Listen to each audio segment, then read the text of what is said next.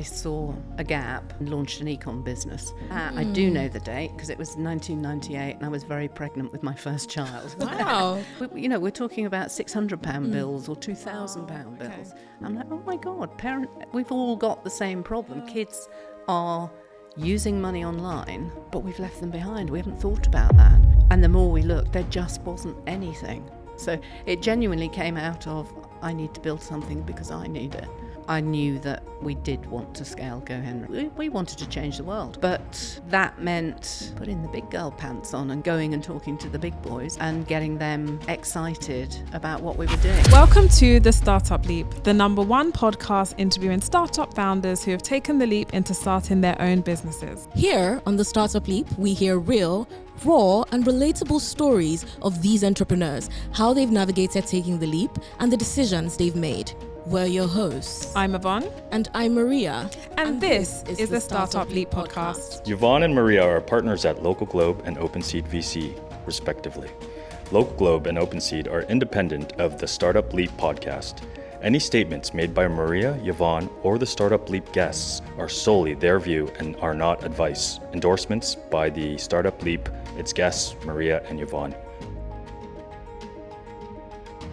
Hello and welcome to another episode of The Startup Leap. And today we are speaking with an incredible guest who is a fintech founder and has been building her business for the past 12 years now, helping kids from 6 to 18 to manage their money. Louise, it's lovely to have you in the room today. Thank you for inviting me. And if you were to very quickly say, who is Louise Hill? Oh gosh. I think I would say, like many people, I wear a huge number of hats. So somewhere in that mix, a mum, very soon to become a grandmother. A bit scared about that. Fintech founder.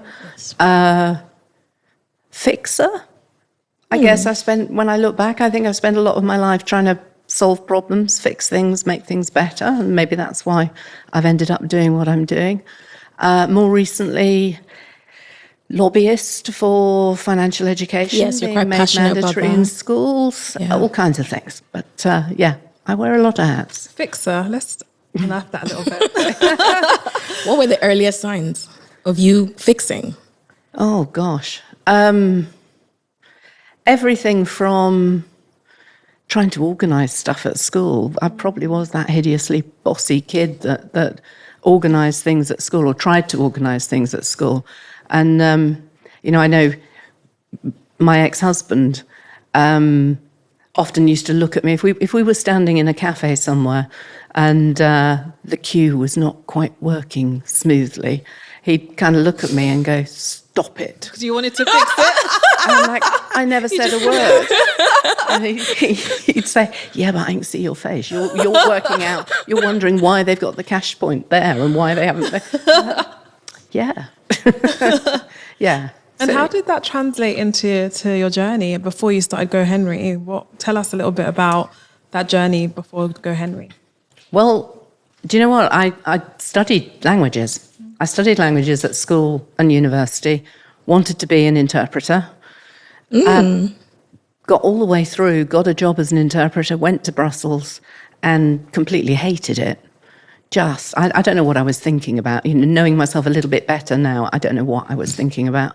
But came home and kind of started again and was lucky enough to get a place on a House of Fraser graduate trainee scheme. And House of Fraser, what did they do? Big department stores. And this is quite a long while ago. I graduated in 1986. So I got sent to Howells of Cardiff, very famous big department store right in the centre of Cardiff in Wales. And I just learnt so much. We had an 18-month programme of working around all the different departments, everything from working with the security team, what's these days called visual merchandising, the window dressers, running departments, doing stock control, working with finance, working with the legal team, loads of things. And I absolutely loved it. I lapped it up. And when I look back, I also realised I loved the immediacy of retail, which is kind of translated into B2C. Talk about that, now. the immediacy of retail. you change something and it has an impact. Right. You're not waiting 6 months to see in a B2B sale whether what you're putting forward to another business is going to work or not, or going into that hugely long sales process. You change something. In retail, you can literally move where a display is and see your sales go up or down. You can really make a difference. And how did you end up in retail? Is it something that you were very intentional about? No. After becoming No. Honestly, came back from Brussels, and my parents said what they have always said to me: great, you had a go, didn't work out, do something else. You can stay here for a little while. And so I needed to get a job. And so I moved back to London, which is where I'd been at university, and just applied for loads of jobs that sounded interesting, and got the one with House of Fraser. I didn't stay there very long. I went from there to work for an American management consultancy. And again, looking back, you realise all the skills that gives you. So this was it was an American consultancy operating in Europe. They just launched in Europe. And so they wanted people who spoke European languages, which I did. And it was going out onto different projects, and you had a really short period of time to understand what drove the business, what were the real levers in the profit and loss for that business, what would make a difference, kind of cut through and understand that. So assimilating huge amount of information quickly, cutting through to identify what might make a difference, and then staying and working with the team there to execute it, to deliver it. Which again, I know that's part of what drives me. I don't want to write a shiny report and walk away.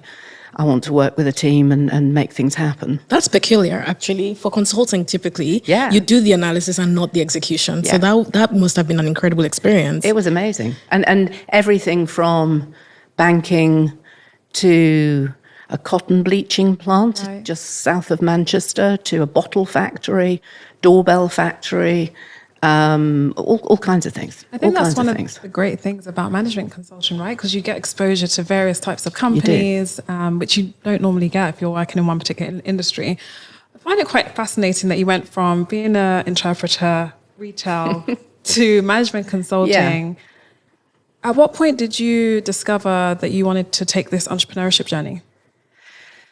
Do you know what? The last project I did for the management consultancy was actually working with Next to launch Next Directory. They bought a traditional home shopping big book called Grattan.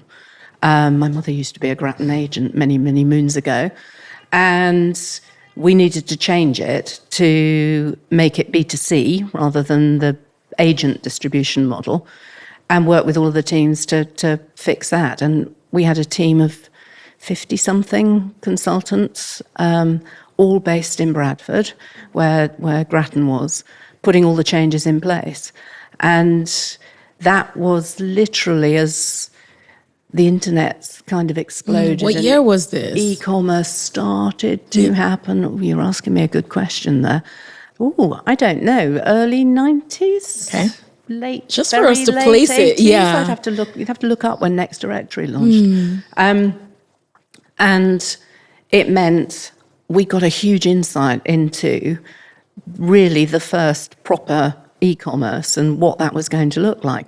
And then, of course, as all the big retailers, the bricks and mortar retailers realised, hey, maybe we need to get into this too, they came to the home shopping, as it was then called, industry, and wanted people with expertise in that. So I got to work with Debenhams, with not with House of Fraser, with Debenhams, with John Lewis, helping them to get into e-com and make the changes they needed. Contact centres, change their logistics centre, dispatching to individuals, not their stores, all of that kind of thing. It was great. I loved it.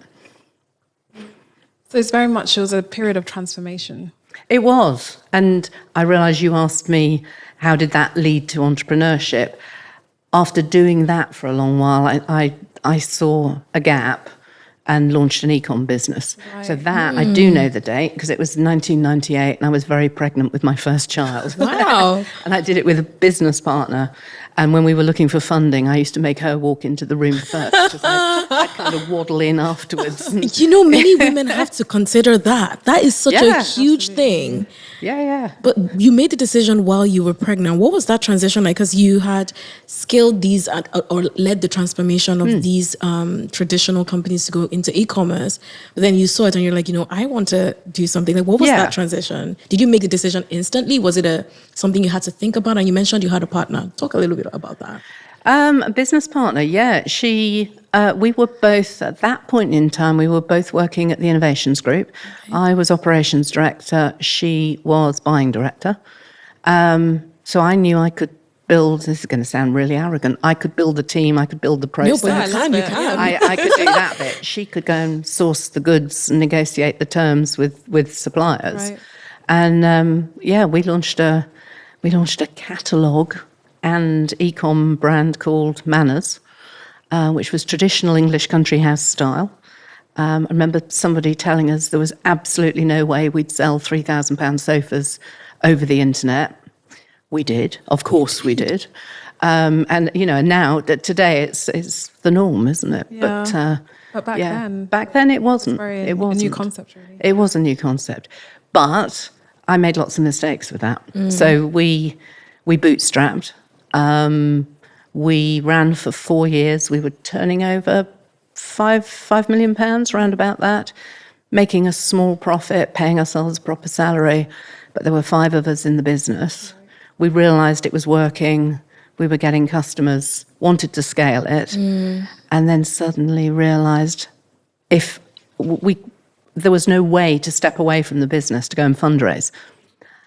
And because if one of us had stepped away, the business it would have fallen over. Yeah. Interesting.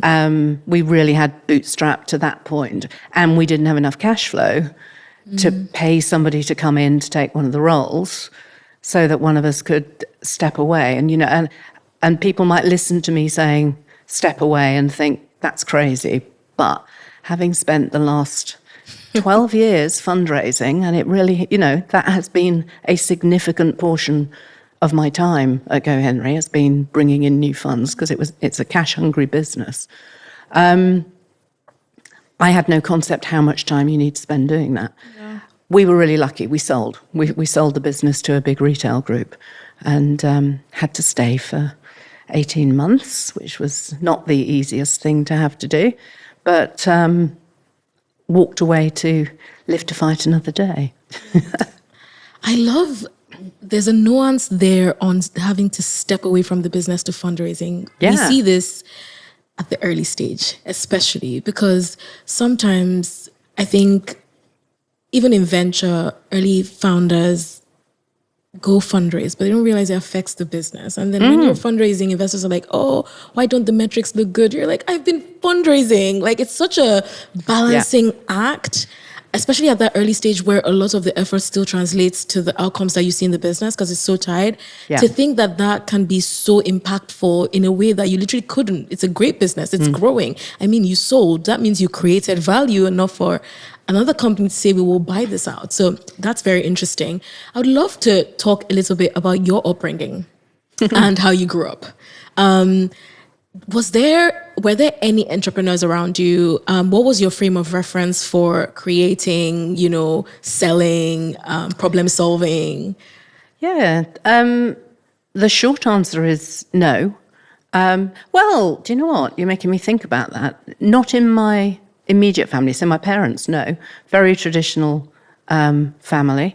My dad worked for the same company for his entire career. He joined as office boy, age 17, and left as, I'm very proud of him, left as managing director when he retired at 65 for a trawler company. I grew up in Lowestoft on the East Coast. My mum was a traditional stay-at-home mum, so, I had a very lucky upbringing.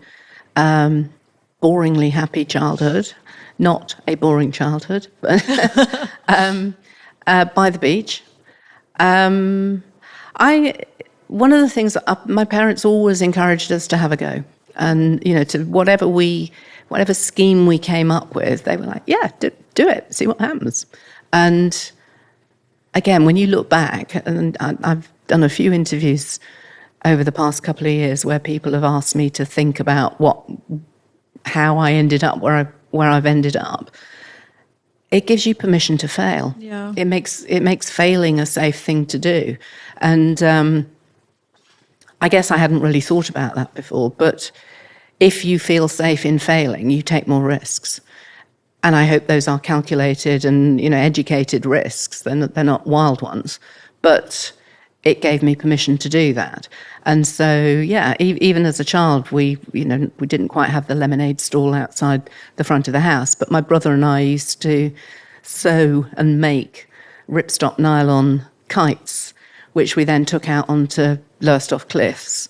And we used to fly the kites. We had to, holsters that we used to carry the kites rolled up in, but we used to fly some of them, and then the holidaymakers could literally come along and go, well, I'll have the blue one that's up there, and we'd wind your it first in. in entrepreneurship. Yeah, so that was we had some good summer holidays, making decent money doing that, working hard because you had to go home in the evening and sew more kites. But I guess that was one of the first businesses. Yeah, I love that. And just thinking through, I think that ability to create something without that fear of failure is so important, right? And oftentimes it's something that holds people back. Thinking through to GoHenry, just curious, how did that come about? What were some of the thoughts that went through your head before starting it and taking that leap to create it?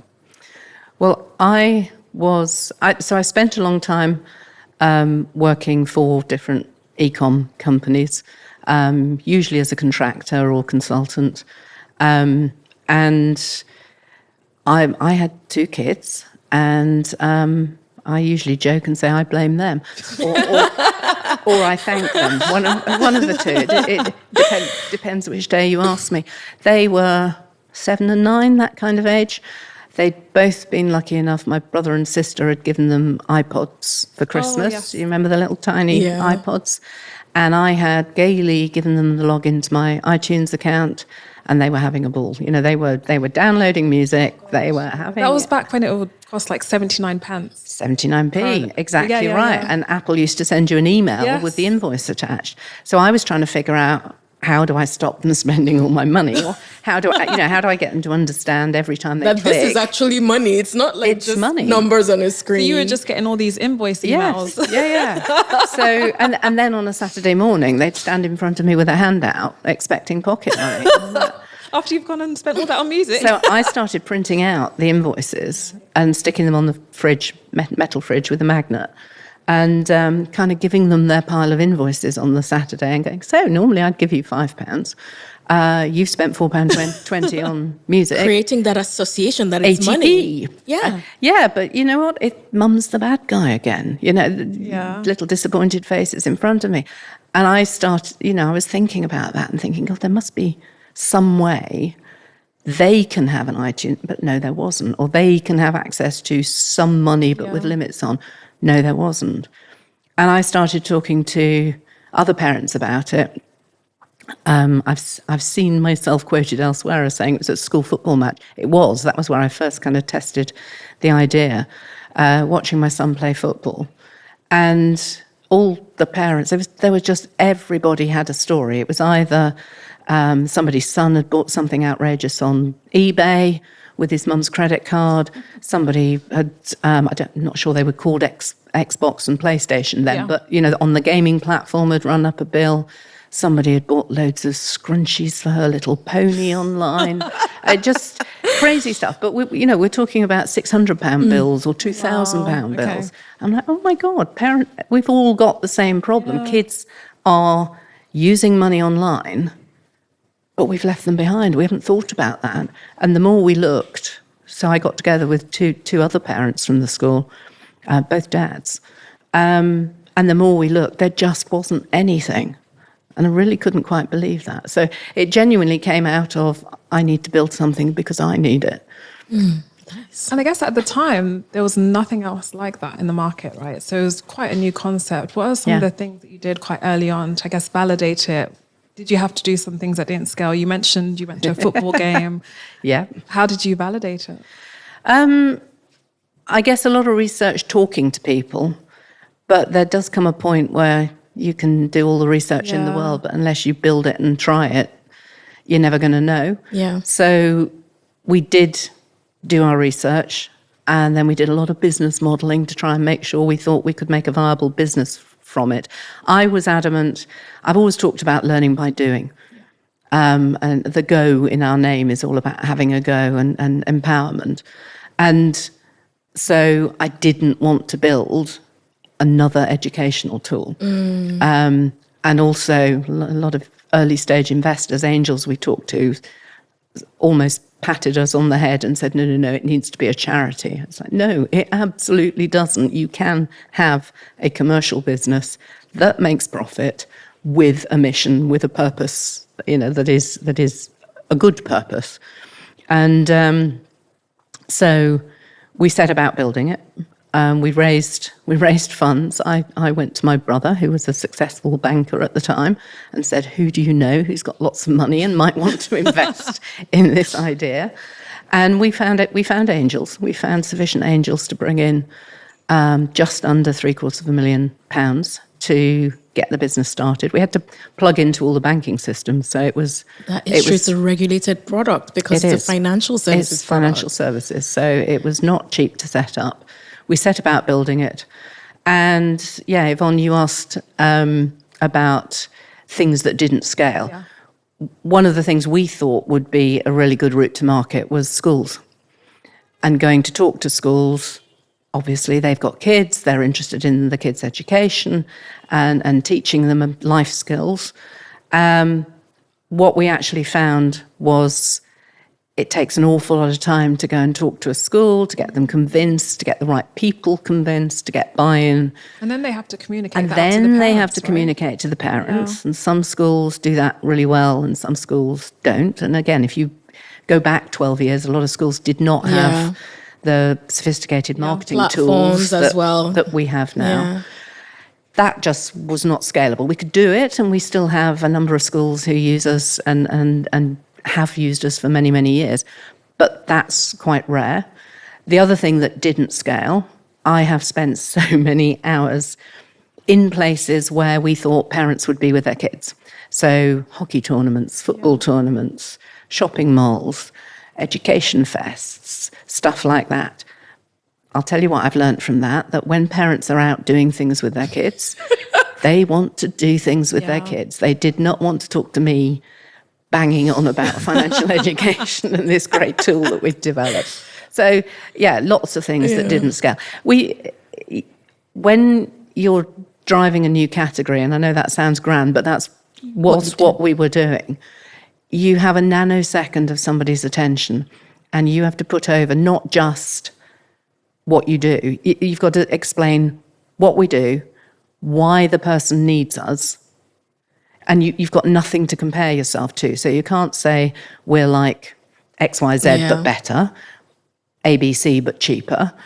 You've got to explain what it is and what the need is, why they need us. And so that took a lot of juggling, a lot of trying different messaging. What really took off for us was digital advertising. And then very, very quickly, word of mouth. Because anyone who's got kids will know if you find something that works for your kids, you tell all your friends about it. Yeah. And that word of mouth and advocacy has been a huge driver of our growth over the last 12 years. Over the last 12 years.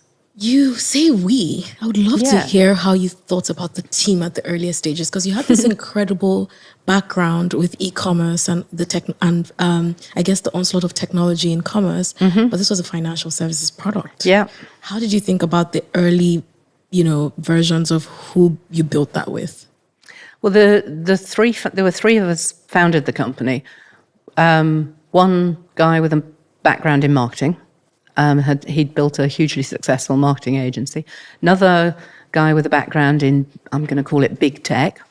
So he understood tech infrastructure.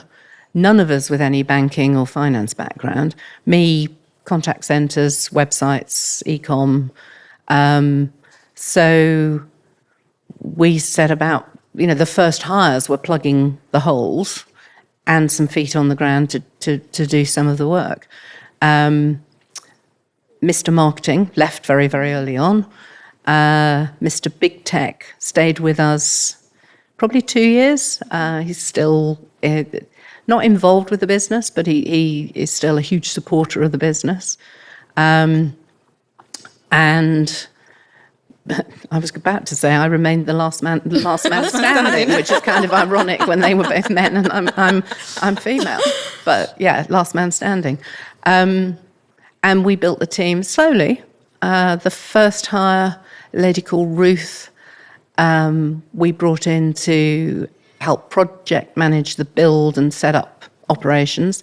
She's still with us today. She's our Vice President of Operations, runs our customer support team and operations team, banking and investment ops.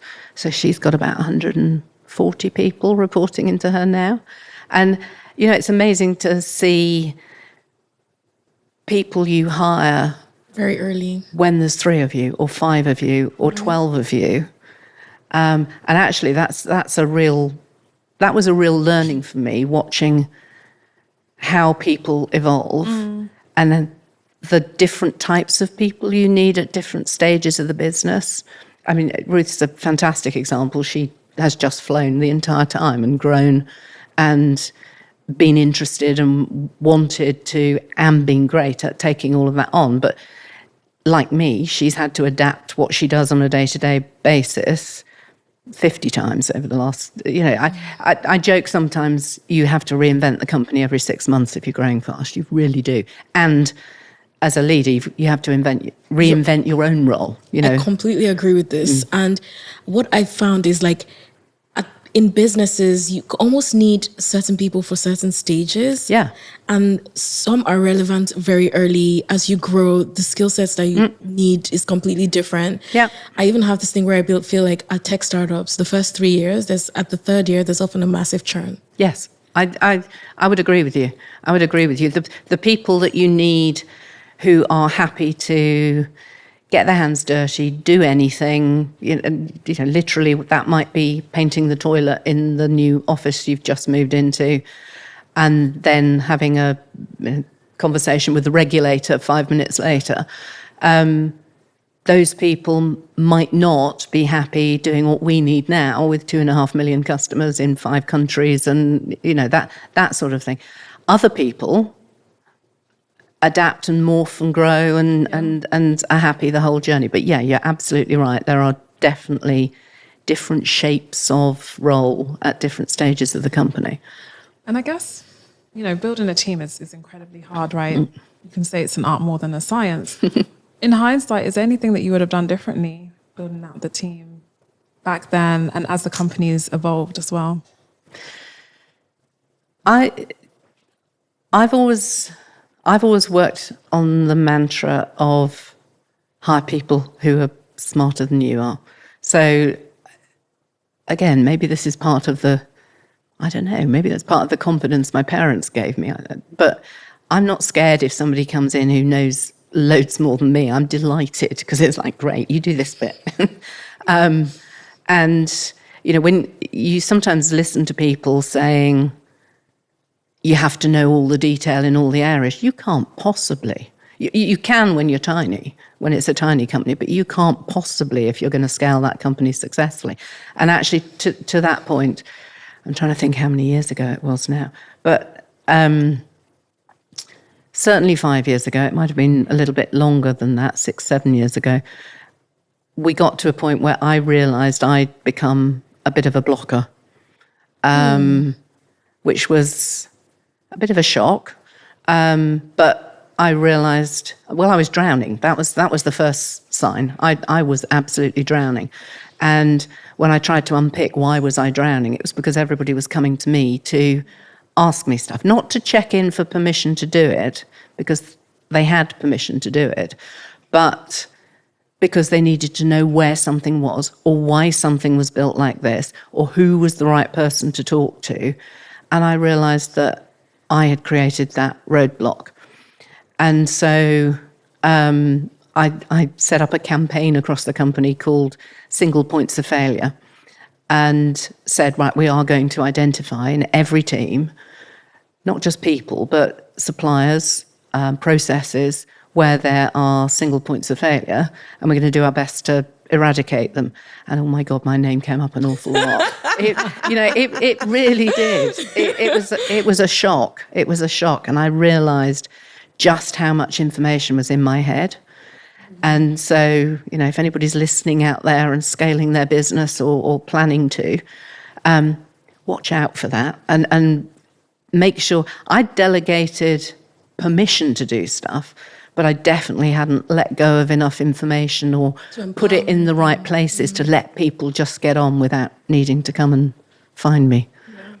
You mentioned something earlier that when you were initially going out to raise for GoHenry, you had to tell people and explain to people that actually you can make this a profitable business. Now, we all know consumer fintech is hard when it comes to unit economics. Yep. So I'm just curious, as you were in that initial phase building the business, is that something you gave much thought to? And, how have you managed that as the business has grown and scaled? Because at the end of the day, you have to pay to acquire customers, right? You do. You absolutely do. Yeah, I suspect it's the fact that I come from an operations background. So now, if you've run operations, whatever shape that takes in whatever company it takes, it's all about unit economics. It's all about a service level to the customer balanced with really tight unit economics. So my mindset has always been, it might not be profitable in the early days, but it has to get profitable. The math has to work out as you're thinking about it. Absolutely. And gosh, if you think about the shift that there's been in investment landscapes and absolutely in the last couple of years, boy, has that come to the forefront again. But, the whole concept of scale the business, get the customers, we'll figure out how to monetize later, that is not in my DNA. So no, it's always been understanding the roadmap, the pathway to profitability. Whilst balancing that with the customer service level. If we're not providing a product, a service that our customers want to use, there is no business. You can't sell it. You can't make money. No, there is no business. I would love to follow up with that from a regulated product standpoint. When you set out, you probably had certain ideas in your head, and then after time passed, you saw the realities of what could happen. I think with regulated businesses, there's always the tension of what does the regulation say, because regulation is always playing catch up, and we'll talk a lot about that later as well. But then in retrospect, how would you have approached things? Would you have done things differently? Were there things you did right that in retrospect you're like, that was a great call? Ooh. That is a tough question. One of the first things that happened when I figured out that it was a card, at that point in time, it's becoming less a card these days with Apple Pay and Google Pay, but that I needed to get a card for kids. The number of people who said, oh, no, you're not allowed to give kids cards. Like a physical debit card. A debit card. You can't give kids cards. I'm like, what was their rationale? Really? One of the questions, I still talk to people at work now and say, when somebody says to you, you can't do that, ask to see the clause in the regulation that says you can't do that. Because do you know what? There isn't a clause in the e-money regulations. A lot of assumptions. That says you can't give one to children. It says the parent has to be the legal account holder, but a child can have a card. And, that's cropped up time and time and time again when we dug into it. And I said, seriously, just go back and very politely ask to see the clause in the regulations that says that. It doesn't say that at all. Does not say that at all. It was a point about delivery of the card, that you had to have signed evidence of delivery of the card to the account holder. Now, you think about how deliveries have shifted since COVID. So I'm like, so you're going to get DPD or UPS or something. That's going to put our costs up hugely to get that out to the customer. the customer's not going to sign for it. It's going to get left leaning against their front door. Oh, says the lawyer. Oh. So, no, it doesn't say that in the regulations at all. So a lot of people project onto regulations, or they interpret it in the context of their own bias. So you, as someone pushing the frontiers, you just have to keep asking those questions. Interesting. Yeah. And I think that applies in so many things. You can't do this, this applies, or it's got to look this way. It's always good to ask why, or show me where it says you have to. You get a lot further by pushing. I joke that if I really think something matters and is the right thing to do, if I get told no, it's like, okay, but I'm going to go away and find out a bit more, and I'm circling around and coming in again because I'm not happy with the answer. So you just have to keep pushing. I wanted to talk a little bit about partnerships. So obviously, given the nature of the business, it was very important for you to seek out partnerships very early on with the likes of Adyen, Visa.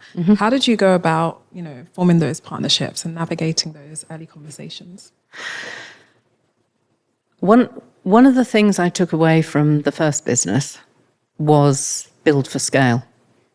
And obviously that only applies if you want to scale your business.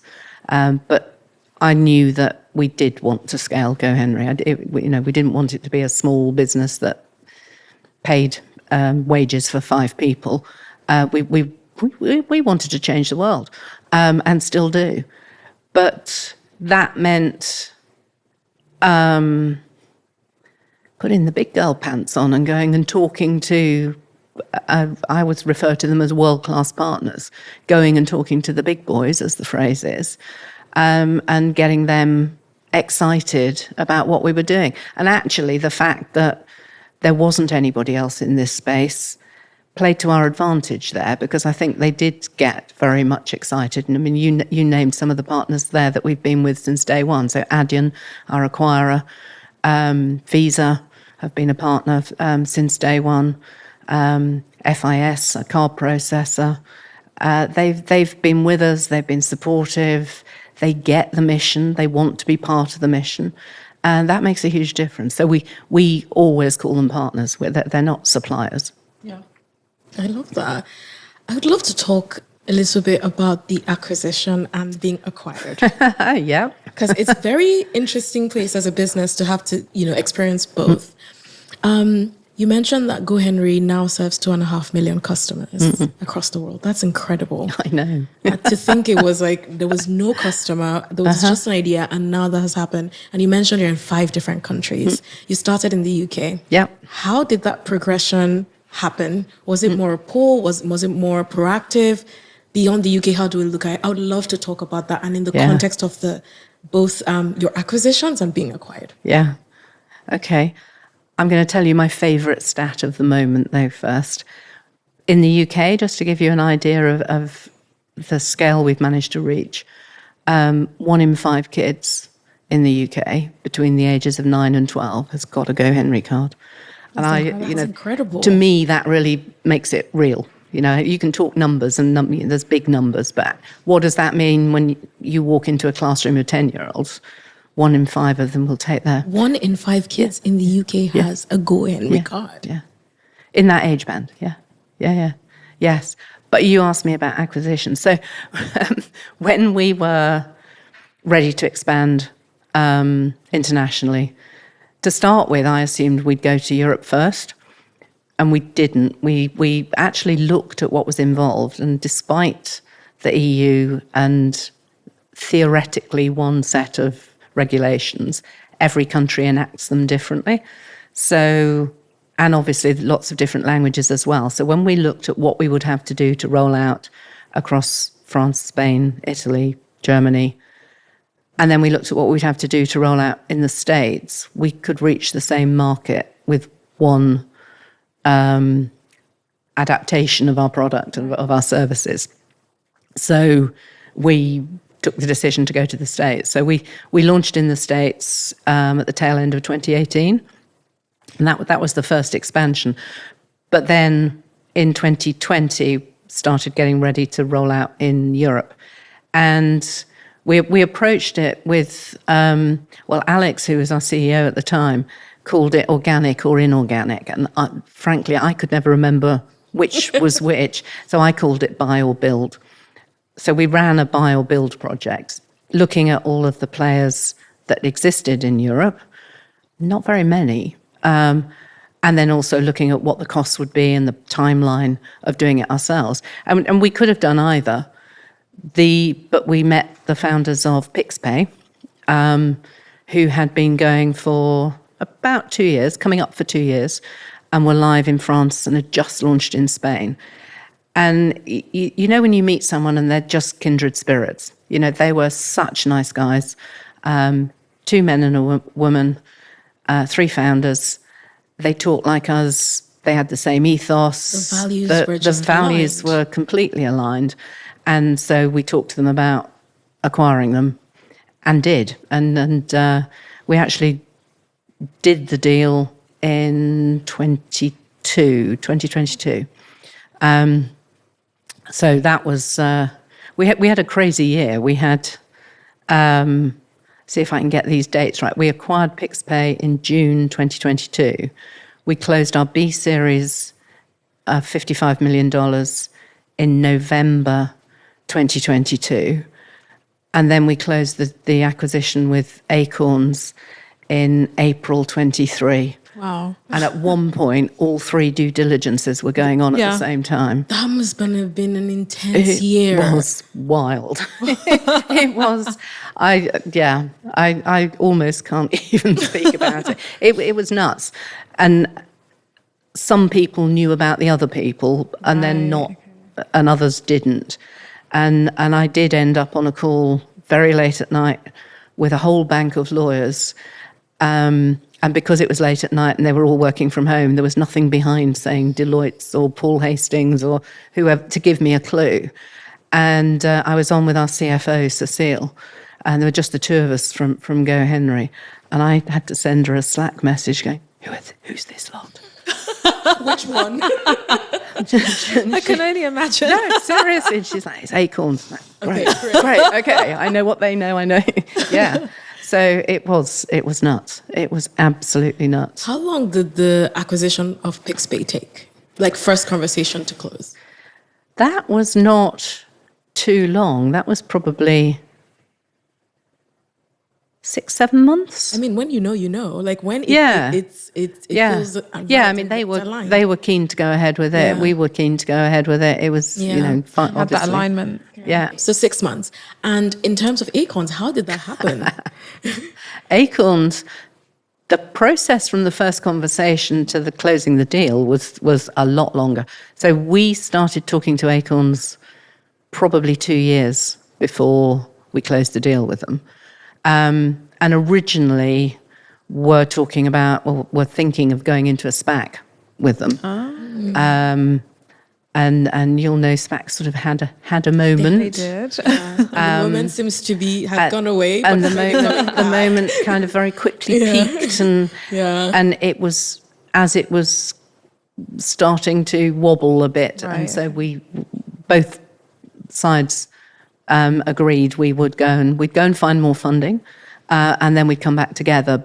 But in terms of why, again, it was one of these, I keep using the word mission, but their mission so tightly aligned with ours, only for adults. So for those listeners who don't know, Acorns is a US fintech. They're just about to celebrate their 10th anniversary later this year.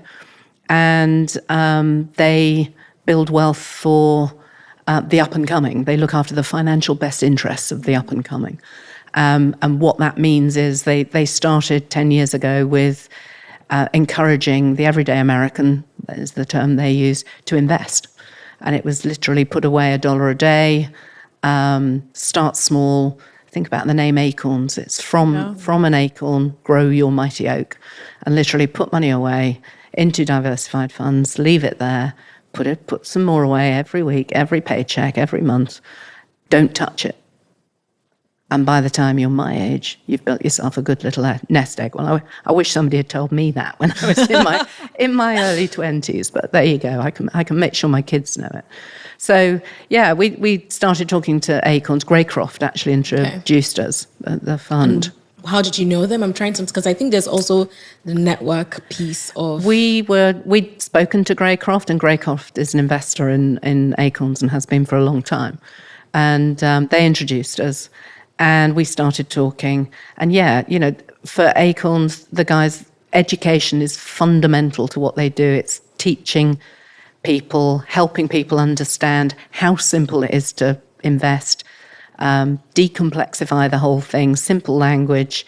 It's making the process easy and just trying to get the message across of put a little bit of money away, leave it there, keep doing it. That's how you build your wealth. And it echoes what we're trying to do. Sounds so familiar Teach as you were kids saying it. Yeah. to be confident with money and smart with money, and of course that includes saving and investing.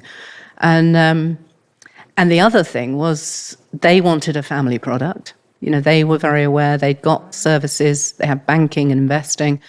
They had superb services for 20-somethings, 30-somethings, couples, but nothing for kids. Well, I shouldn't say nothing. They have a UGMA, so the equivalent of a junior ISA, but no service for the kids themselves to use. And from our perspective, I'd spent 11 years having to answer investor questions about what happens when the kids hit 18. The simple answer is they fall off the end. We'd actively decided never to sell them on to high street banks, so they were falling off the end. It allowed both of us to now create a lifetime value. I will start waving my hands in circles when I start talking about this, but it's all of life stages, the entire life cycle. It doesn't matter what stage you are in your life.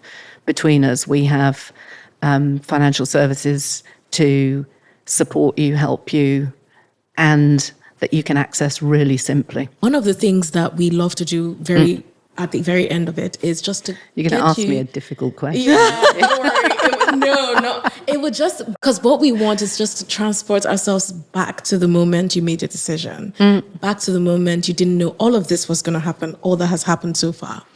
If you had a time machine, 10 seconds, you saw Louise just as she made the decision to start GoHenry 12 years ago, what would you say to her? Wow. Gosh. Obviously, I'm going to say do it. Be prepared for a much wilder ride than you thought was going to happen. And it's just do it. Do it. Do it. Gosh, yes. Yeah. I guess one other question. If you weren't building GoHenry, what would you be doing now? Do you know what? I had all kinds of plan Bs if this didn't work out. At one point in time, I was trying to figure out why there wasn't a good children's shoe shop where I live. And then I realized just how many SKUs you have to hold to make a shoe shop a viable business. My retirement plan? No, a cheese shop.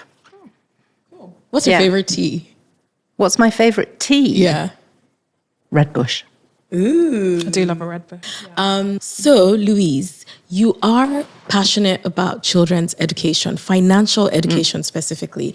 There's a lot of exciting things you've been doing to influence the way kids are educated about money. This is something you've been building for the past 12 years. Tell us a little bit about that. Do you know, our mission statement is making every kid smart with money. And that word every is very deliberately chosen. I'm very conscious we're a subscription service. We have to charge a fee in order to make the business viable. And that fee creates a hurdle for some parents that they just can't get over, that they can't afford to pay that money. And that means we know with the model we've currently got, we're not going to reach every child. And so we felt it was incredibly important to start to try and get the message out more widely. And so I've spent a lot of time with our comms team lobbying government in the last couple of years and talking to basically anybody who would listen to us about the importance financial education, and actually just the transformation in people's life outcomes that being confident with money, having financial literacy can make. We know that there is an often quoted Cambridge University study that showed that financial habits start to be formed from the age of 7. Because there are too many people who think if you teach a 16-year-old, if you start to teach them budgeting and what compound interest is, that's the place to start. 7? It is absolutely not the place to start. We need to start teaching kids. It's why we start from age 6. Children age 6 are interacting with money. They're hearing messages, conversations in their home about money. We need to be supporting them with age-appropriate stuff, not scary stuff. We're not creating anxiety. It's helping them to understand how money operates in the world and make them confident with that. So we've been lobbying government to make financial education mandatory in every school in the UK, from primary school age upwards, for the reasons I've explained. And we've had a huge amount of support from the House of Lords, from the House of Parliament, cross-party support. And I know there's a lot of recognition of the difference that it can make. We know, we do a lot of surveys and talk a lot to both customers and non-customers. 84% of school leavers say they wish they'd learnt more about money at school. That makes sense to me. And we know 60% of school leavers are leaving today, not when we started, today, are leaving school saying that they've never been taught anything about financial education at school. And that's just a crime. It's crazy. It's just nuts. How do you let somebody leave education who doesn't understand compound interest, credit cards, a rental agreement, especially mortgages? given how complex and evolving the financial landscape is. Yeah. It's almost the same as you would treat traditional literacy of reading and writing. Yeah. So for me, it's a life skill. It's a fundamental life skill. And I've been really encouraged at some of the messages that are coming out of the new government about focusing on life skills and the practical skills that kids need to as they emerge from education and into adulthood. And the truth is, this has long-term benefits even for countries, because when you teach children about finance, they go to the world equipped. They're less of a burden on the government, and they are productive members of society. And I mean, some of the stats we have are incredible. They are 48% more likely to start a business, which means higher employment, which means stimulating economies, bigger productivity. GDP. It has a knock-through effect. It changes the individual's life outcomes, but actually it really could make a societal shift if we choose to do it. And what's your vision? Everything went well. What do you want to see with regards to children's financial education? I genuinely think that simple one-liner. It's mandatory in every school in the UK. And then when we've done that in France, in Spain, in Italy, in the US. But let's start with the UK. We're not there yet. Every child in the UK. Thank you very much. Thank you for tuning in to another episode of The Startup Leap, TSL for short. Leave a review, tell us what you think of this episode on all of our platforms at The Startup Leap Pod. Do you have a question? Ask us and we'll ask our guests. Go to thestartupleap.io. See you next time.